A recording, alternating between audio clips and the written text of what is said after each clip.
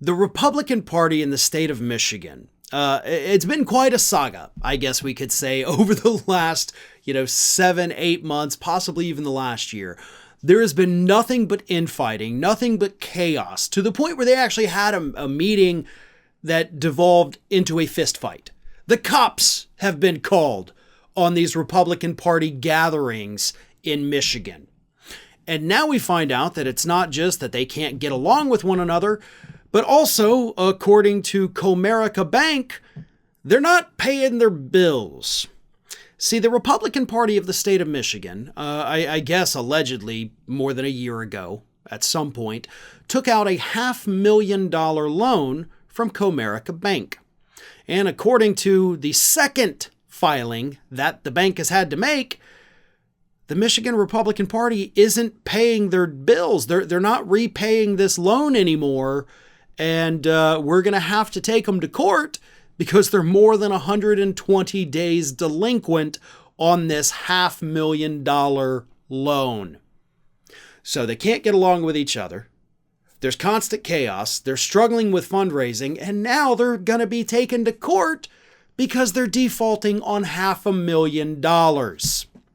Now, the chair of the Michigan Republican Party, who was elected last February, is Christina Caramo. Now, Ms. Caramo, through her spokesperson, says none of this is her fault. The lack of fundraising, the fighting, all that, and of course, defaulting on the loan here, totally not her fault. Her predecessors did that.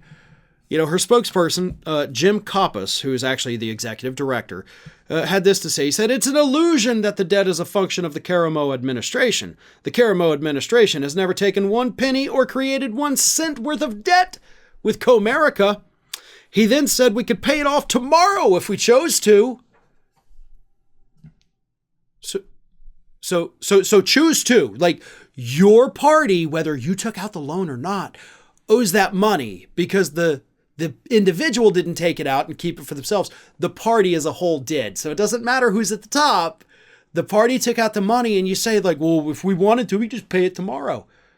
Okay, so why don't you pay it tomorrow? Hell, pay it today and not have to go to court over it. If you could pay it, why weren't y'all paying it? Like, this is ridiculous. These are the dumbest people in the country.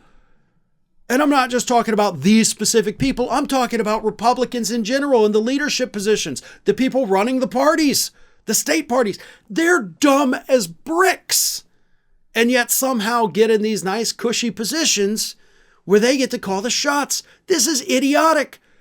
How can any Republican, card-carrying Republican voter out there look at the leadership of your parties, and I'm talking about the federal level and the state levels, and think, oh yeah, things are going great. Yeah, this is wonderful. This is what we love, right? You're not paying your bills. You're fighting constantly. The cops are being called on you. Basically, the Republican Party apparatus at the state level has become the Jerry Springer show. You've just got all of these trashy people who want to fist fight and not pay their bills. That's what we're dealing with Republican Party leadership. And I got to tell you, it's not going to bode well for them in this year's elections. Ring of Fire is just a few subscribers short of hitting that 1 million subscriber milestone. So if you're not already subscribed, please go ahead and do so and stay up to date with all of the latest from Ring of Fire.